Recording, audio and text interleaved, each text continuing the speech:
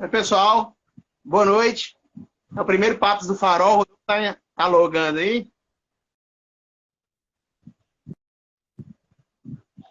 Rodolfo,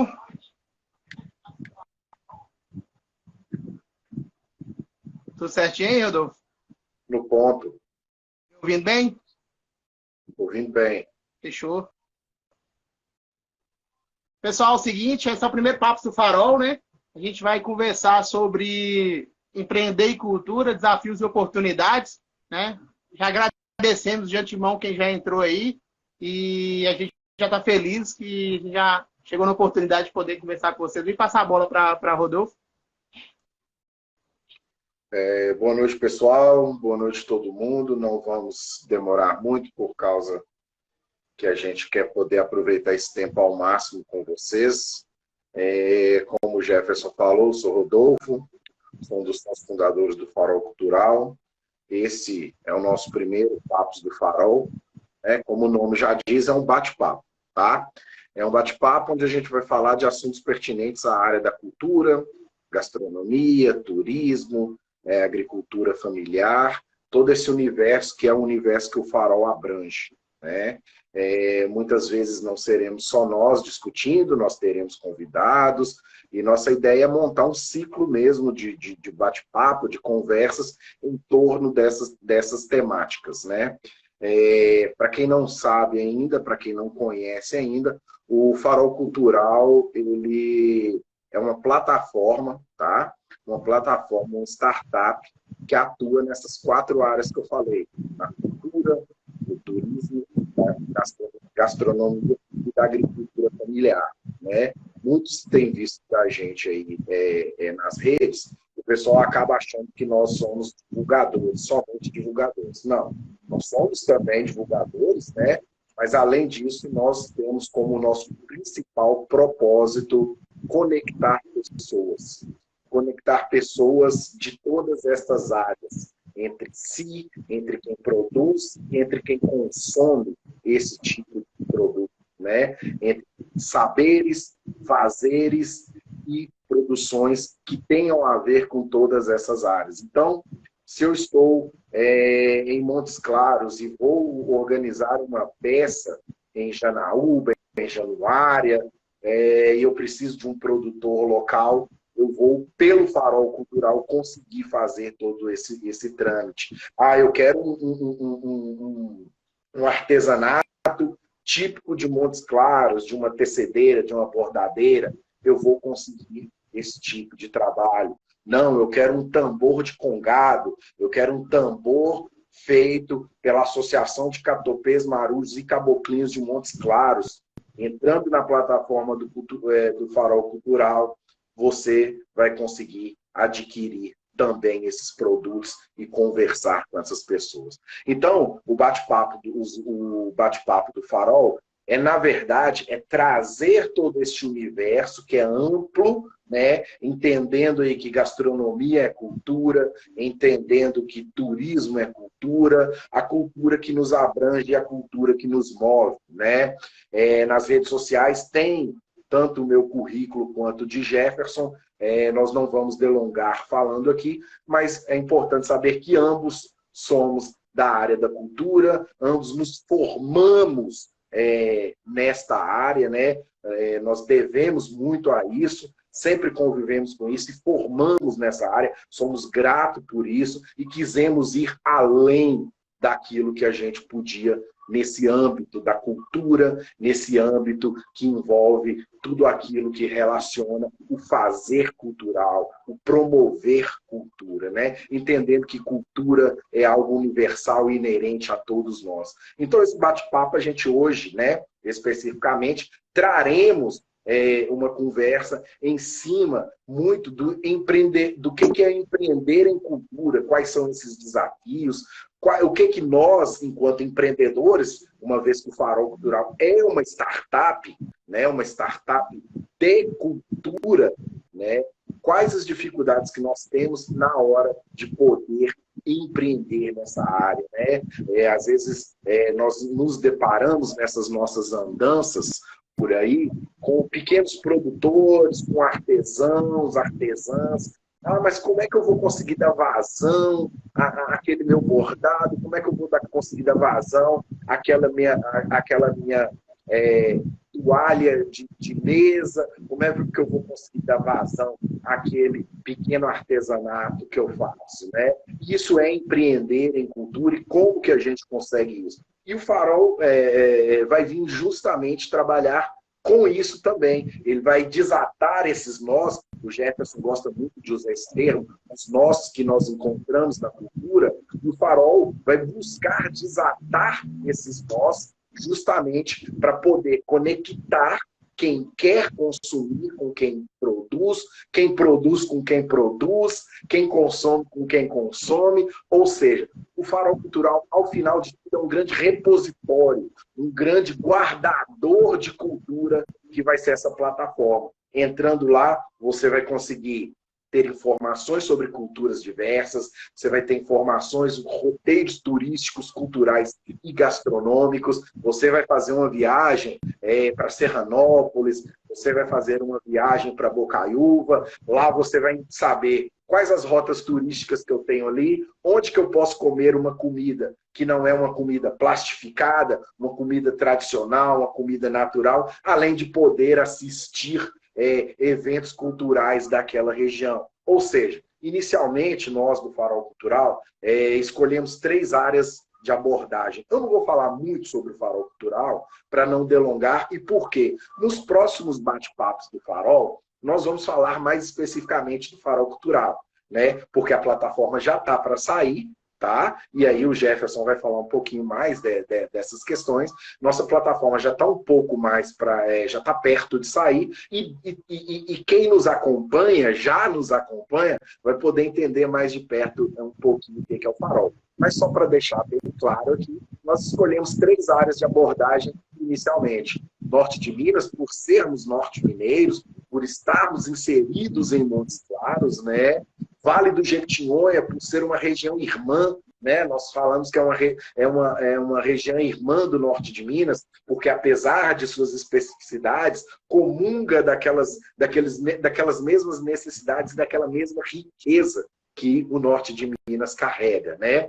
E nós também escolhemos o Vale do Mucuri, né? Região de Teófilo Otoni, Governador Valadares, que é onde eu estou nesse exato momento, abrangindo esse alcance do Farol, fazendo conexões de uma região onde nós não conhecíamos e estamos cada vez mais buscando agregar para, junto com essas outras 2 áreas que eu falei, Norte e Jequitinhonha, podermos ampliar e começar efetivamente o trabalho do Farol Cultural.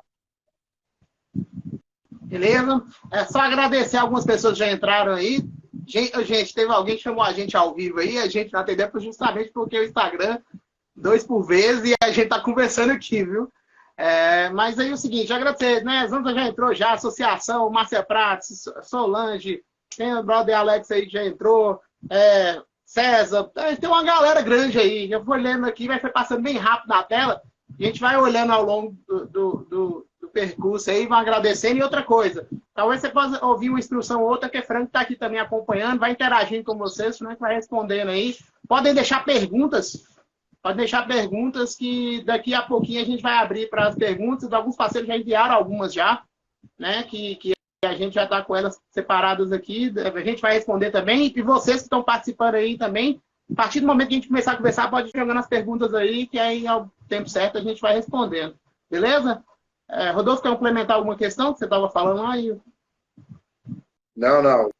Já falei demais, vamos dar o pontapé inicial aí, porque o assunto é rico, o assunto demanda, e a gente quer poder falar tudo, e vamos tentar falar nesses 50 minutos que o Facebook, que o Instagram nos dá. Se a gente não conseguir, a gente pode tentar depois fazer a segunda parte dessa conversa, mas vamos tentar ser o mais efetivos possíveis para poder responder e dialogar com quem está nos assistindo também.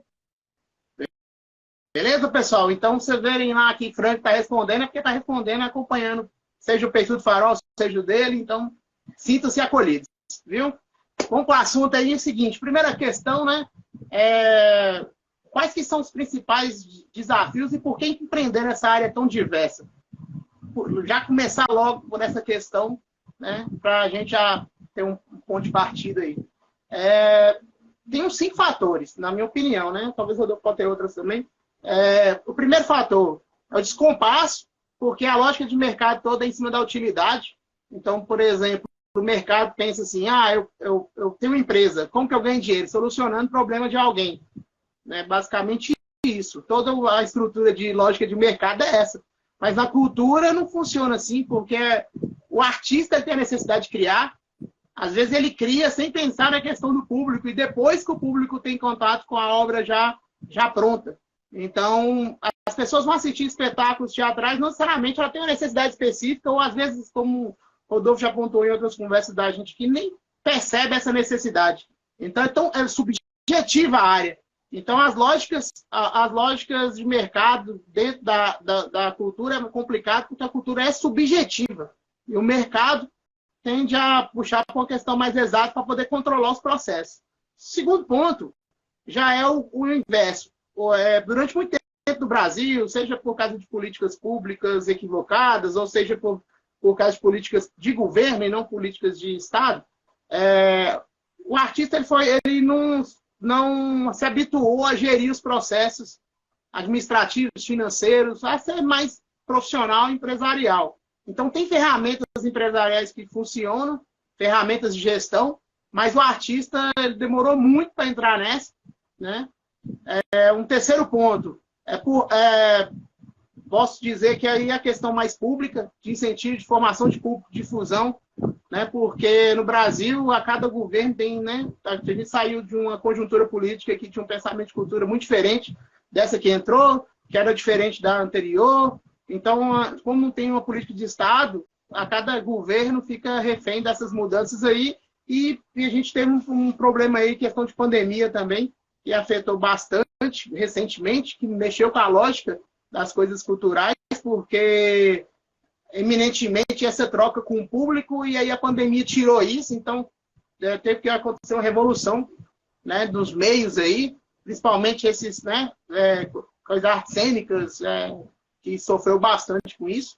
Então, assim, a questão da comunicação ao longo do tempo. E o quinto ponto, que é uma diversidade também, é porque é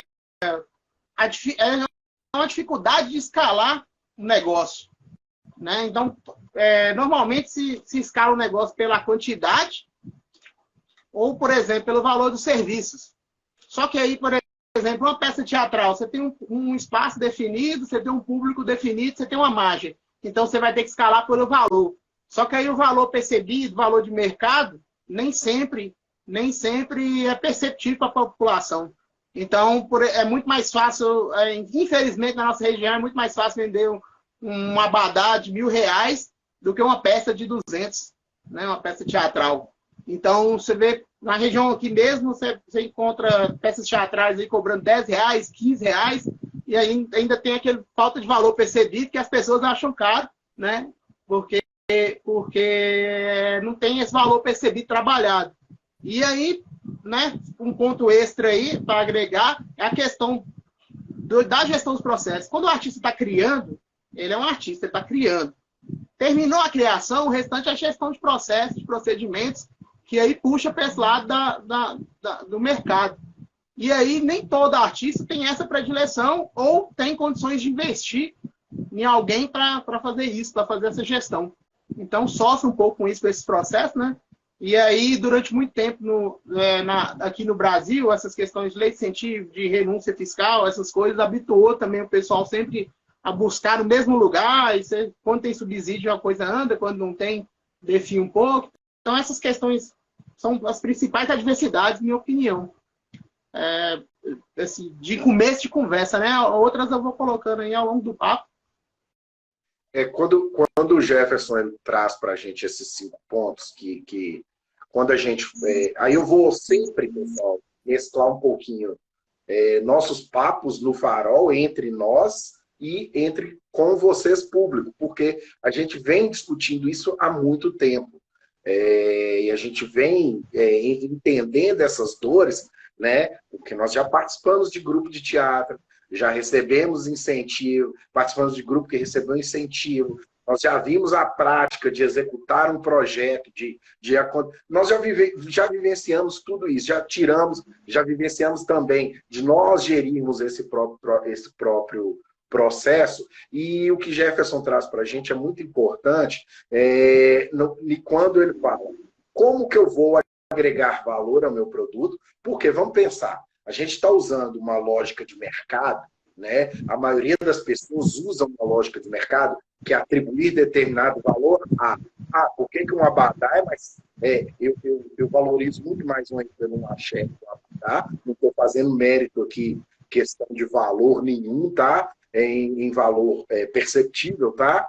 Estou falando em questão de valor, de como eu enxergo, e eu não pago R$ 50 na peça, que é de um brother, ou de um cara que eu vejo aí há anos correndo atrás fazendo.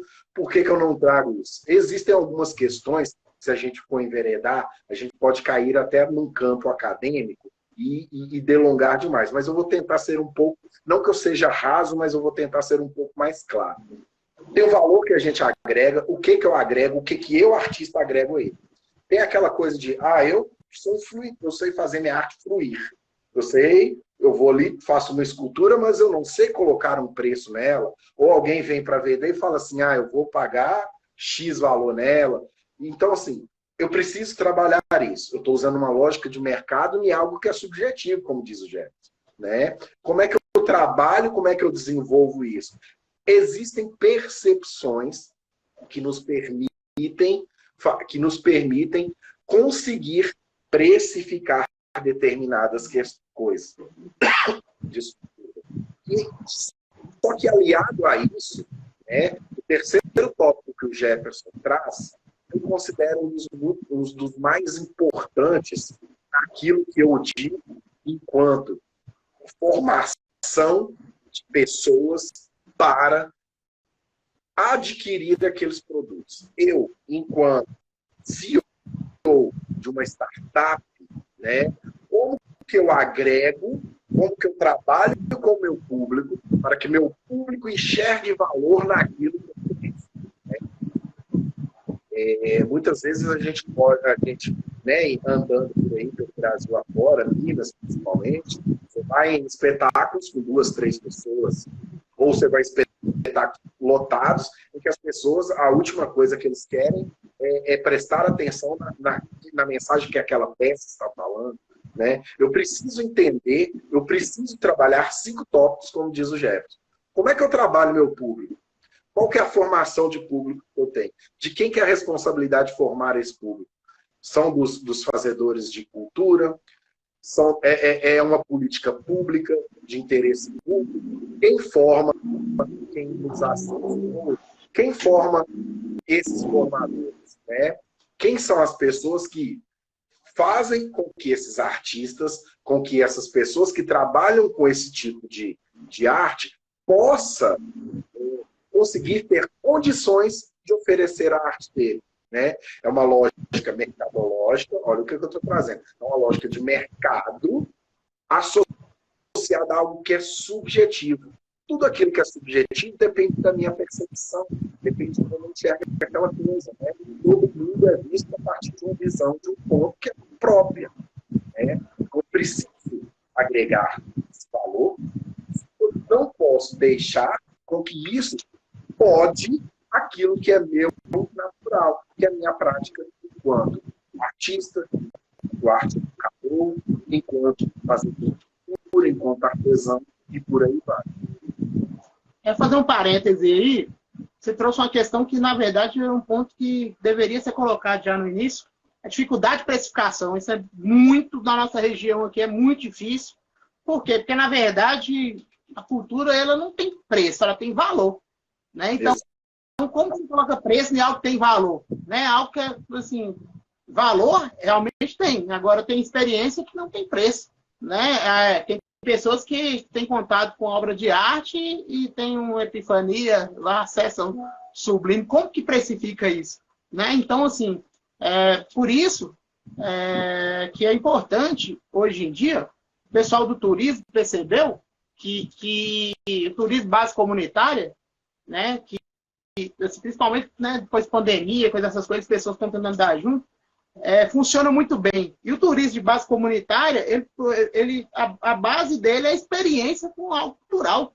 Né? Então, assim, o pessoal do turismo já percebeu, aí eu estou falando de uma oportunidade, né? Que já percebeu que essa experiência agrega pessoas e que as pessoas estão cada vez mais interessadas. E aí, talvez até um universo que a própria cultura não esteja aproveitando da melhor forma, o turismo, outras áreas já comem pela beirada. Se fosse ver uma questão de mercado também que mudou muito, até 2014 tinha uma secretaria que era voltada para a economia criativa. Então isso ajudava bastante nos empreendimentos, nos projetos, nas coisas. E ela foi findada. Era do governo, né, e acabou. Teve um avanço grande entre 2010 e 2014, mas acabou. Então, assim, depois disso deu uma queda. Se a gente pegar o livro do Romulo Avelar lá em 2013, 2014, o cenário que apontava com quem ele fez a entrevista da região era muito promissor. Né? E aí teve um hiato assim, de 7, 8 anos aí que impactou muito. Né? Então, o que acontece com isso? É mais um desafio ainda. Porque hoje em dia é raríssimo você encontrar iniciativas independentes. Né? O setor cultural está todo amarrado em procura de incentivo, procura de fundos, procura, né, de recursos ali, e iniciativas que geram seu próprio recurso é bem difícil. Né? E aí, por muito tempo, essa área ficou condicionada a isso. Mas, assim, há oportunidades, a gente vai falar disso mais para frente. E aí tem uma coisa importante também, que mudou muito, se fosse ver, por exemplo, nas artes cênicas. Há 10 anos atrás, a gente conseguiria encontrar vários grupos de teatro empresarial. Pessoas do teatro sendo chamadas para fazer dinâmicas dentro de empresas. Porque as empresas estavam querendo sensibilizar as pessoas, acessar essa coisa subjetiva. Hoje o pessoal tenta isso através da programação neurolinguística. Assim, esses grupos eles ficaram à deriva para maior acesso. Antes o pessoal procurava para a questão de trabalhar grupo. Hoje já tem outros segmentos que fazem isso. Então, o compasso da gestão, da administração é bem diferente da cultura. E aí a administração, a gestão, o empreendedorismo, assim, as iniciativas, as empresas, elas procuraram meios de resolver dentro da própria administração com coisas que eles julgam mais exatas. E aí, tipo isso, com o cenário conjuntura política e com o cenário de pandemia, traz né, fez uma devassidão na classe. Mas o que aconteceu com a pandemia? Acelerou os processos tecnológicos de inovação. Então, a gente começou a ver coisas aí através de videochamada, oficinas. Então, por outro lado, tornou mais acessível também, acelerou o processo. Né? Então, dentro da nossa região, tem gente que se adaptou a essa situação e tem gente que ainda está esperando sair os incentivos para depois tentar ir produzir alguma coisa. Né? Então, o que acontece? É fundamental essas coisas acontecerem. O artista, o que move, né, a criatividade? A criação. O artista sem criação é uma coisa vazia, porque a essência do artista é criar. Então, o artista cria por um lado, aquilo puxa uma demanda de mercado, mas também tem que ter política pública do outro lado que incentiva público. Na nossa região é muito comum, quando você pega em espetáculos, por exemplo, as pessoas apresentarem os seus conhecidos, ou para as pessoas que são acostumadas a vender para aquele tipo de perfil de pessoa. Então, durante muito tempo, nossa região não fez público. Então, vou pegar, por exemplo, alguns nichos musicais aí, né? As pessoas, a cada vez que vai apresentar num bar, um artista independente, ele tem que dar um jeito de levar a galera. E a galera vai para aquele, terminou o show dele, a galera vai embora. Tipo assim, peça teatral, casa cheia, mas para aquela bolha sua ali. Quando o outro vai apresentar, como não teve uma política pública de formação de público, sempre cada um fica reinventando a roda como batalhar o público. E como essa área da cultura não tem, né, não é entidade de classe muito organizada, que tem alguém para defender os interesses, algumas coisas, né? Tem outras classes aí de trabalho que são mais organizadas, ela sofre muito sem ter esse apoio. Então, cada um está reinventando a roda. Né? Então, é bem mais difícil de operar nesse cenário. É porque, assim, vamos pensar, né? Muito daquilo que as pessoas acreditam que seja a arte, né, a manifestação artística, para algumas pessoas fica no underground. Toda vez que essa manifestação ela ganha um salto maior, que ela ganha um mainstream, por assim dizer, as pessoas já têm um estranhamento e cai naquela questão que o Jefferson falou da manutenção. Como que eu vou gerir?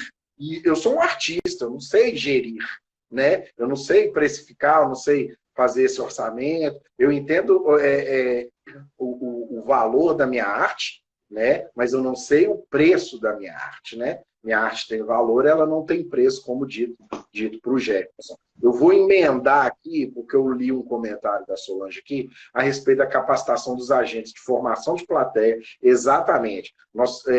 Tanto as políticas públicas quanto nós, enquanto grupos, artistas, associações, manifestações culturais, nós precisamos formar o nosso público, mas também precisamos formar aqueles que estão em nosso grupo e que estão no nosso meio, né? Porque só nós nos formando, entendendo mais, a gente pode levar algo que seja de qualidade, aí eu não vou fazer juízo de valor, para que a plateia absorva aquilo e entenda aquilo como importante, né? Claro, o agente público ele deve fomentar, né? Ele deve incentivar, ele deve proporcionar e levar a arte, né, às pessoas. Quando a gente pensa, né? Mas para que eu vou levar um concerto de uma ópera para determinada região da cidade, sendo que o pessoal lá não gosta? Não, eu tenho que levar, eu tenho que oferecer outras opções para aquelas pessoas.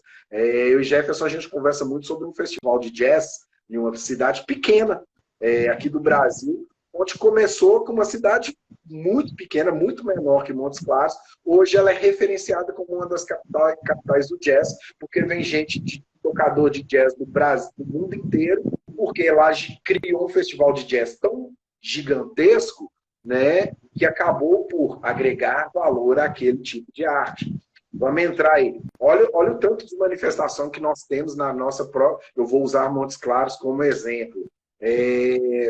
Nós temos inúmeras manifestações que são tradicionais, que são enraizadas na nossa cidade, bem como nós temos outras que também são externas e que nós não nos apropriamos, nós incorporamos aquilo e hoje em dia realizamos. Montes Claros, né, e as cidades da região, elas são infinitamente, elas produzem infinitamente manifestações culturais diversas, né? Sejam elas na música, no cinema, no artesanato, na dança, no teatro, onde for. E com a vantagem de ser um polo de formação para esse tipo de atividade, né?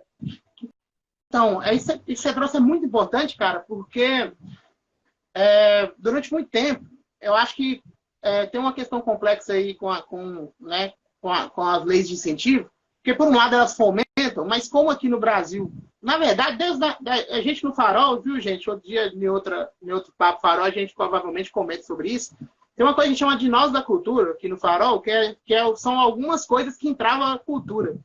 Né? Desde o conceito do início da cultura lá, né? Nasce na Alemanha como coisa ligada a cultivar e nasce na Inglaterra como coisa de civilidade. Aí gera duas correntes. Aí depois tem a França que acha que o Estado que tem que bancar as coisas, então todas as políticas de Estado, mas tem Estados Unidos que acha que é totalmente liberal, que são né, os grupos que devem prover seus recursos. Então, e aí tem no meio disso influência da Itália, influência de outros da Espanha, e aqui no Brasil virou um caldeirão. Só que algumas correntes dessas são antagônicas. Então, dentro da cultura também, nem o pessoal se entende. Então, assim, é preciso para formar esse público que as pessoas entendam que durante muito tempo, como as pessoas estavam buscando recurso e o recurso é escasso, então as pessoas meio que disputavam o recurso. Então, quando você fica sabendo de alguma coisa, a pessoa segurava aquela informação, ou tentava passar, ou tentava batalhar o seu público, porque já é difícil você conseguir, você assistir seu espetáculo. Mas tem uma questão maior de mercado, que se não fizer, todos perdem. Né? Todos perdem. Então, o que acontece? Eu consigo encher minha casa aqui de apresentação, né, de uma performance em dança, Mas aí, para o espetáculo, todo do zero de novo. Por quê? Porque não tem aquela... Não é perene. Então, o ideal é cada segmento ir formando público que queira consumir aquela área e outras áreas afins. E chega uma hora que esse público está tão aberto para isso que ele está aberto a descobrir novas experiências. Então, por exemplo, para isso, aí é um problema que não é da nossa região, é do Brasil. Depois vocês fazem um teste, depois que acabar, viu, o nosso papo aqui, agora não. Vocês vão lá no Google e colocam assim, cultura. Vai aparecer conceito sociológico de cultura, TV cultura, livraria cultura. Aí vai no YouTube para assim, quer algo cultural para você ver. Você não consegue. Por quê? Porque o algoritmo é feito em base de número de visualização e de acesso que as pessoas não procuram especificamente. Você tem que ir show específico de fulano. E aí depois, quando você encontra alguma coisa, você vai encontrar os maiores, né? Os maiores que tem mais. Então é difícil você encontrar. Você fica lutando com o algoritmo sem encontrar alguma coisa. Então você tem que ser muito específico. Então, o que teria que acontecer? Teria que ter muita coisa, a produção aumentar, política pública correndo por fora, né? Correndo por fora. E hoje a gente está na era da imagem, não tem jeito, as redes sociais das coisas. Então, quem é da cultura, ele tem que procurar a cultura nas redes sociais, ele tem que fazer o algoritmo trabalhar para ter quase que uma missão de ter mais visualização dessas coisas, para aparecer mais coisas. Porque dentro de uma região, né, não tem jeito. Então, você procura e não encontra. Então, e aí, quando o Jefferson traz isso, é importante a gente entender que, sim, nós não estamos reclamando que cada grupo tenha seu público, a gente precisa de diversidade, a gente precisa ser diverso. Né? Na verdade, aí entra nossa proposta enquanto farol cultural, que é como que nós conectamos todos esses grupos que têm seus interesses, têm sua formação de público, que têm suas necessidades, numa grande rede artística, cultural, só que conectada literalmente, né, pelas plataformas digitais. A nossa ideia é justamente criar esses canais, né, onde o artesão dialoga com o fazedor de teatro, com o diretor, né, o diretor de teatro dialoga com o guia turístico de lá de uma região de Cachoeiras, Porteirinha, por aí vai. O guia turístico dialoga com o dono de um restaurante de comidas típicas que tem em Governador Valadares, em Teófilo Otoni, ou em cidades do Vale do Mucuri. O produtor de cachaça de Januária vai dialogar com o produtor de cachaça de Salinas. Por quê? Porque essa grande rede, né, nós temos que entender que a arte, a cultura, ela é inerente a nós, né? Todos nós precisamos dela, né? Quando Jefferson aborda os conceitos de cultura, né, desde o cultivar a essa noção de civilidade, né, trazidas pelos ingleses, aí a gente entraria no mérito de história e a gente só quer dar uma pincelada. Como que eu enxergo cultura? Como que nós que estamos aqui dentro enxergamos cultura? Para alguns, né, cultura, e aí eu vou usar nosso amigo, não que para ele seja só isso, mas terminar a cabeça onde cultura é uma manifestação de raiz para quem é músico, para quem é agricultor, de agricultura familiar, cultura é cultivar, cuidar das abelhas dele para produzir o mel orgânico que ele faz e vende. Então, essa noção de cultura é muito ampla.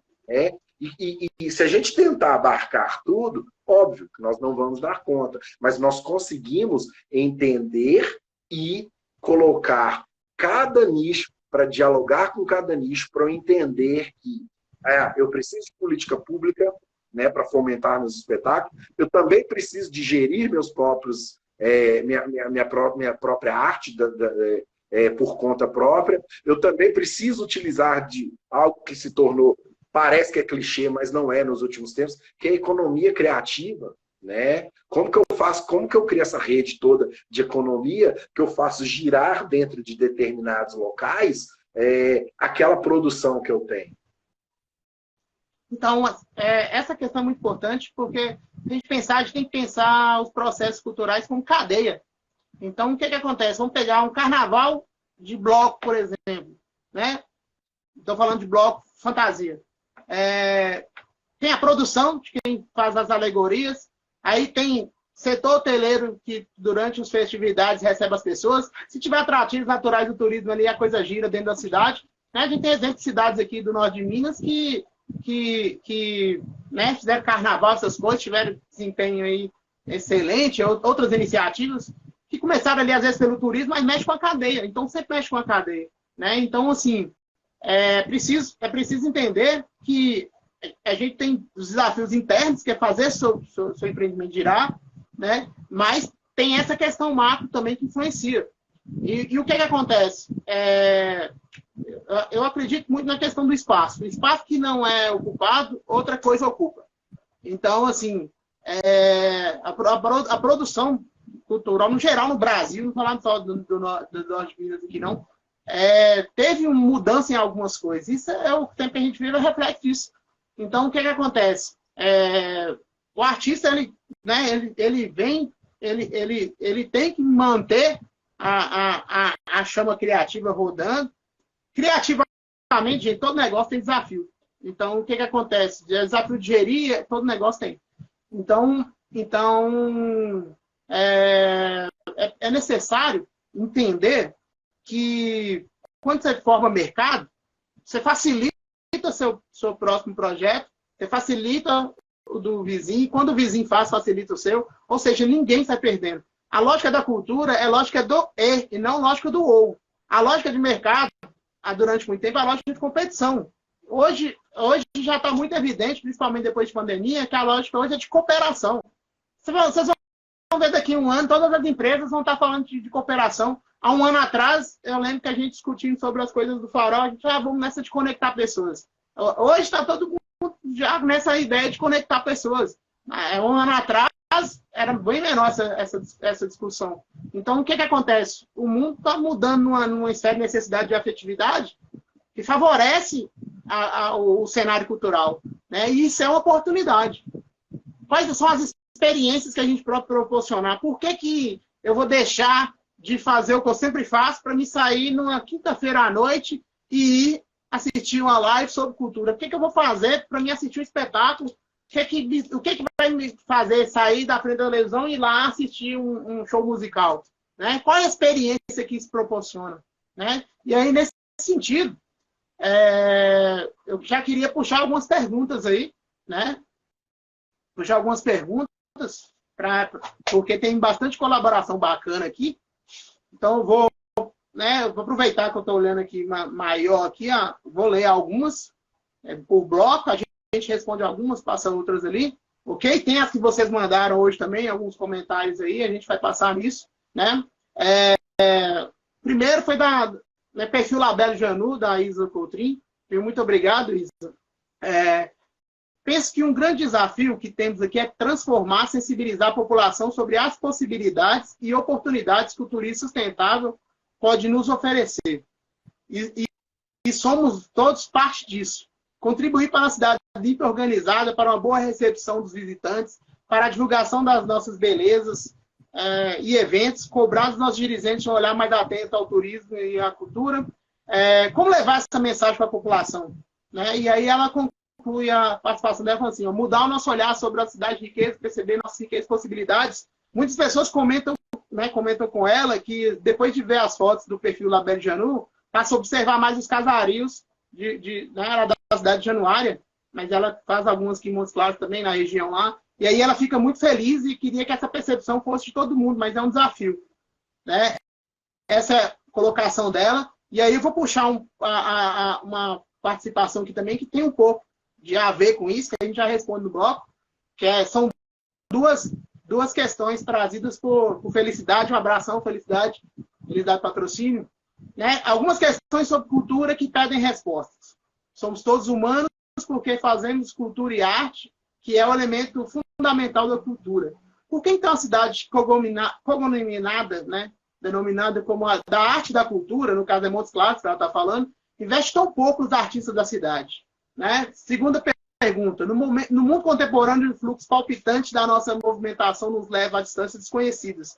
Necessário se faz resguardar a nossa memória para não perdermos a identidade. Como preservar a identidade do Montes Clarence? Aí ela faz um comentário que é sobre literatura e cultura do Montes Clarence, que é literatura, que aí ela dá uma sugestão que tal fazer algumas placas pela cidade, para pegar a memória e tal. Por aí vai. Esse bloco primeiro e depois a gente vai para as outras perguntas. Hein? Quer começar, Rodolfo? Eu? Cara, é um vespeiro, né? Assim, são questões assim altamente pertinentes que a gente demoraria tempos num debate se a gente trouxesse isso para um âmbito de uma discussão acadêmica, por assim dizer, né? De um seminário, de um fórum, de alguma coisa. Eu vou na felicidade para depois na Isa. Eu vou fazer um movimento contrário. Né? Montes Claros ser considerada a cidade da arte e cultura, é um termo que a gente vê utilizar muito, mas ao mesmo tempo, da felicidade, um pouco em cultura, em arte da cidade. Né? É aquela questão inicial em que estávamos dizendo. Como que eu, gestor público, enxergo a cultura, a importância da cultura para o meu público, como que eu, artista, crio cultura para o meu público, o que eu, público, quero quando eu saio de casa, como o Jefferson disse, para ir procurar algo que é cultural. Né? São 3 esferas, né, que cada âmbito desse requer uma discussão ainda maior. Só que a felicidade mesmo, na segunda pergunta dela, ela nos traz um possível apontamento do entendimento, né, de que a cultura ela reduz distâncias. Né? E resguardar a memória, no dizer dela, né, é trabalhar justamente um dos pontos dessa aproximação. Nossa, por que eu sou cidade da arte e da cultura? Porque eu tenho uma memória de que aquilo eu já produzi, eu tenho grandes artistas nascidos no meu berço, na minha terra. Como que eu posso propiciar que esse termo entre realmente seja enraizado naquilo que as pessoas produzem?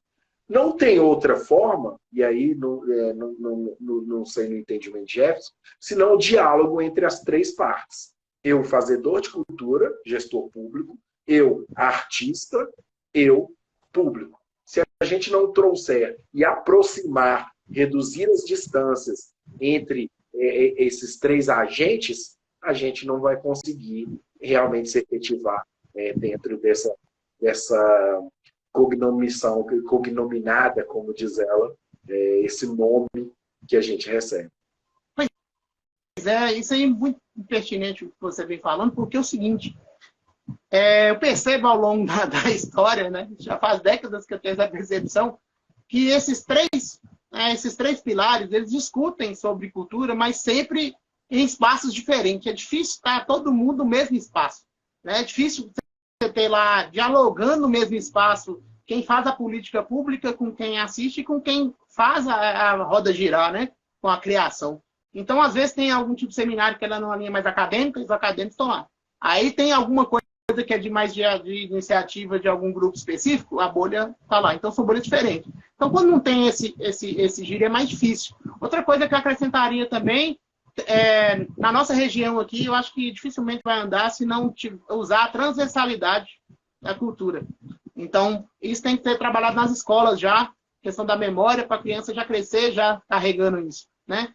Por que alguns elementos da cidade de Januária lá, Manuel Ambrosio, por exemplo, né, tem uma relevância, mas aí você vai olhar, se fosse pegar de porcentagem da população, pouquíssimas pessoas já ouviu falar sobre, né? E aí, nos livros, nas coisas, você está estudando uma história, alguma coisa, e está puxando para outro lado, né? Então, assim, é bem complexo isso. A questão do artista é fazer essa provocação mesmo, no caso da Isa aí, né?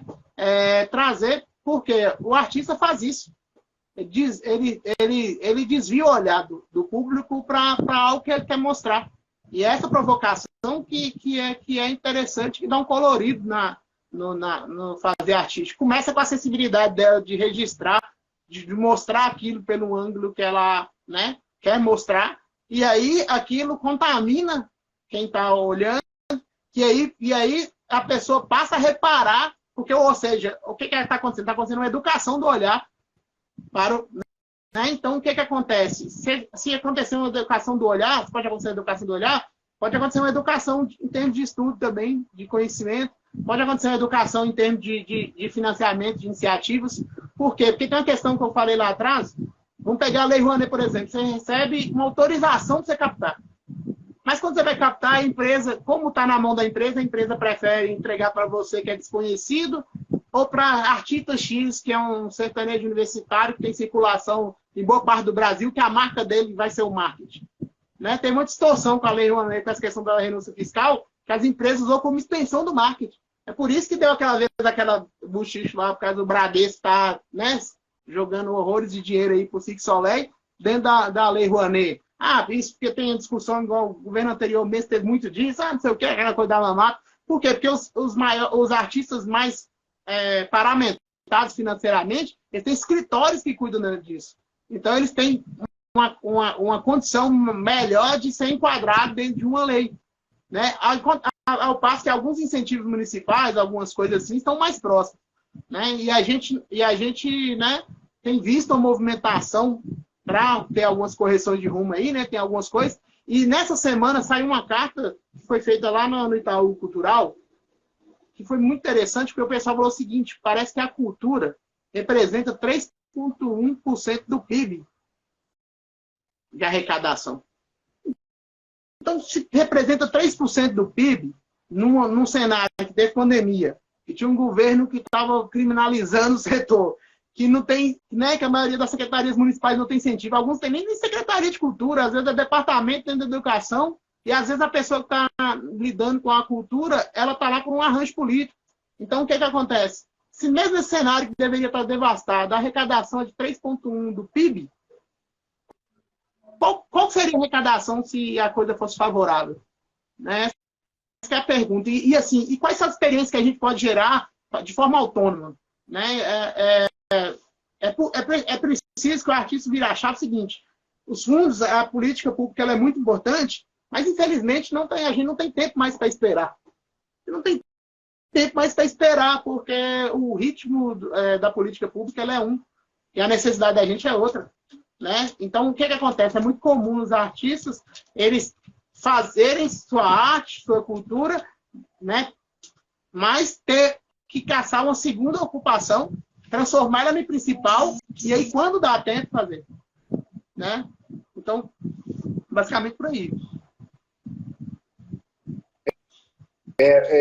Jefferson, está chegando alguns questionamentos aí também no próprio Instagram. Vamos embora lendo aí para a gente poder atender todo mundo também e fazer esse diálogo aí.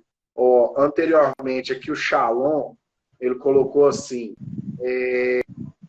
acredito que o seja também mandar mensagem para os produtores além do espectador, exatamente, dentro daquilo que a gente vem falando, no sentido de agregar valor nas suas produções. Parabéns, meninos, e nos elogia aqui. A Solange anteriormente falou aqui, você já até leu, né? Ela falou de política cultural, a capacitação de agentes, exatamente, formação de plateia extremamente importante, e inúmeras ações que juntas irão promover uma maior valorização da área.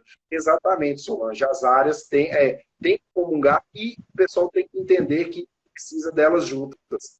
E agora o Zanza... o Shalom mandou outra aqui. Farol Cultural tem levado... no final a gente lê esse comentário, beleza? Obrigado, Shalom.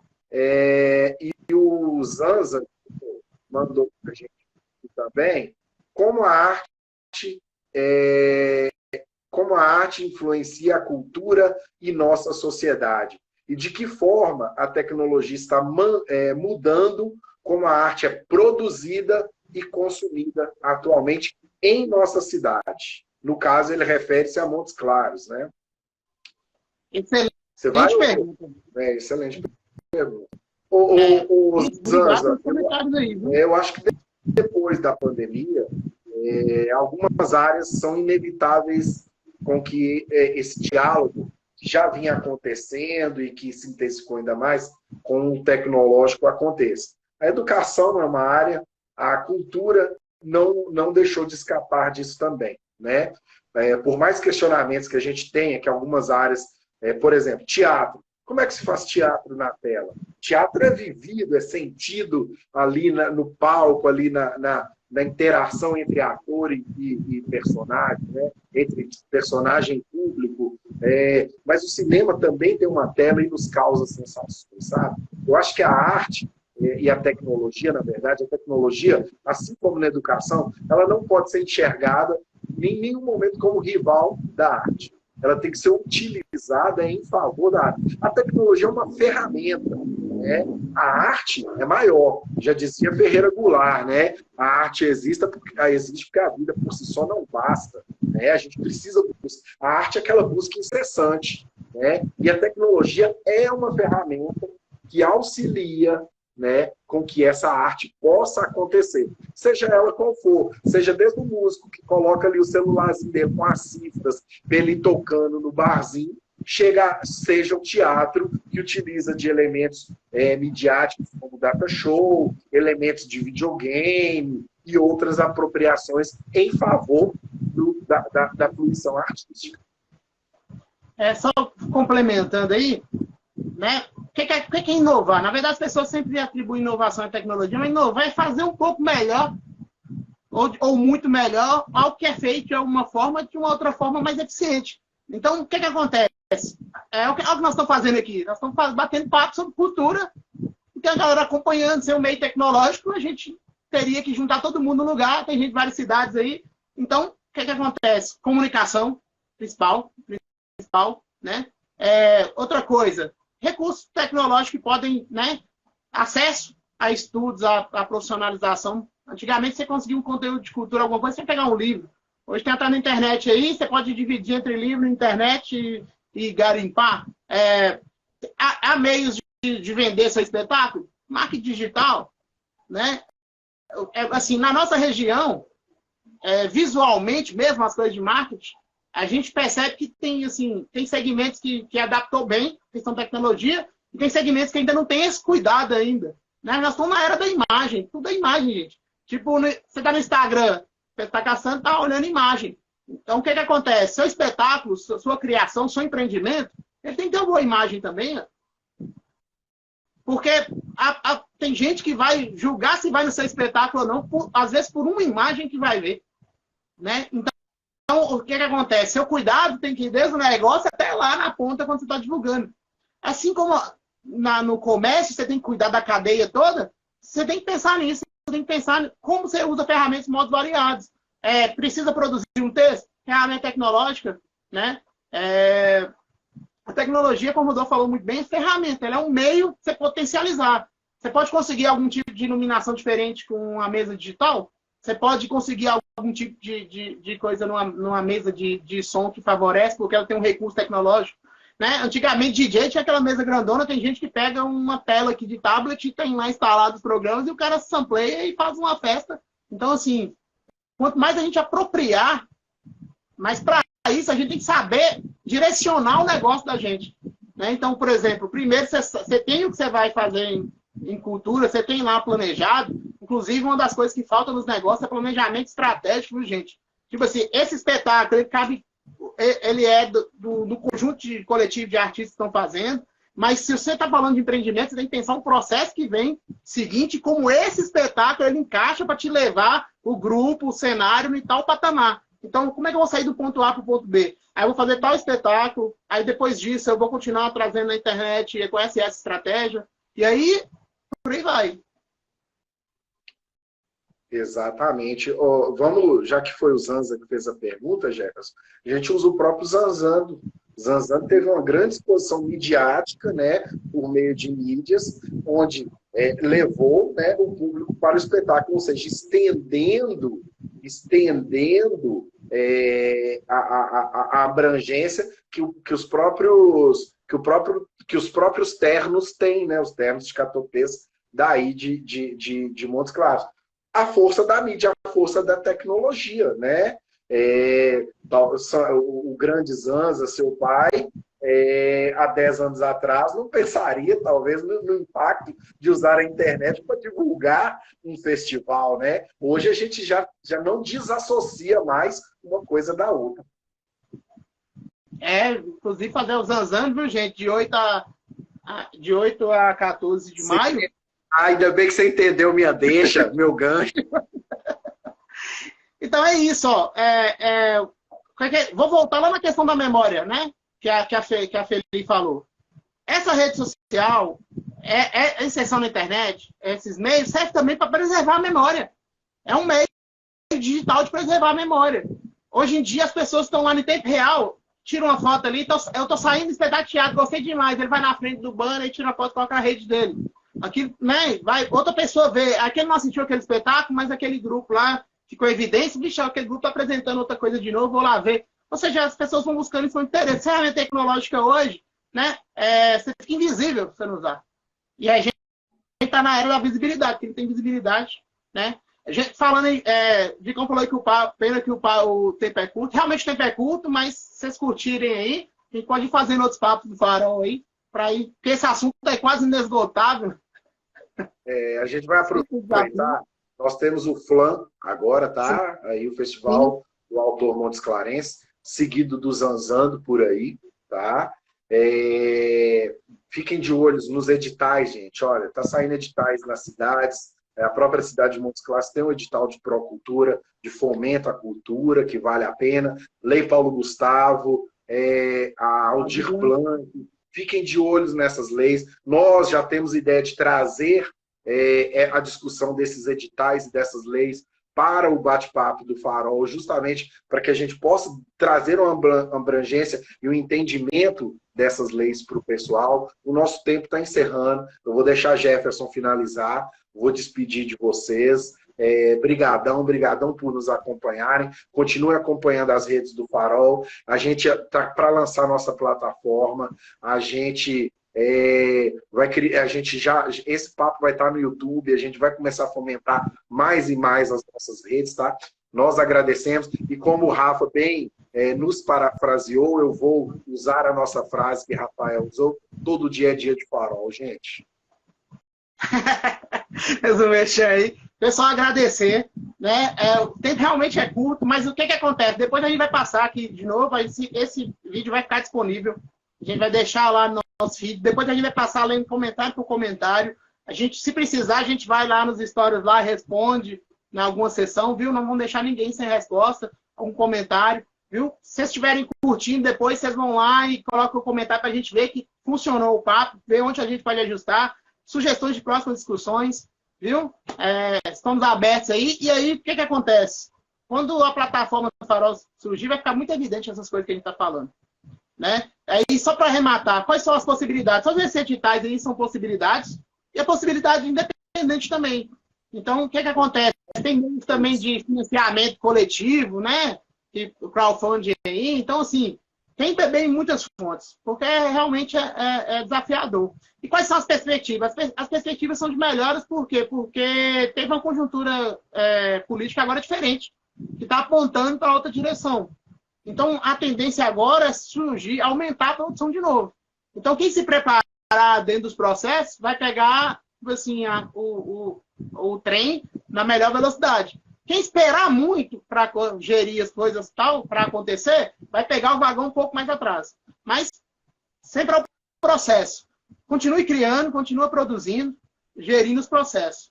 Ok? Abração para todo mundo, né? E como o Rodolfo falou, todo dia é dia de Farol. Até o próximo bate-papo do Farol aí. Fátima, cuidado nessa estrada aí, viu? Que tá assistindo a gente pela estrada aí. Cuidado aí, pá. Queremos você aqui junto com nós. Obrigado a todo mundo. Valeu. Tem que sobreviver para passar dos próximos. Valeu, falou, pessoal. Abração para todo mundo, viu, gente? Muito obrigado. E a gente continua algumas discussões aí nas postagens do Farol. Valeu. Abração. Valeu.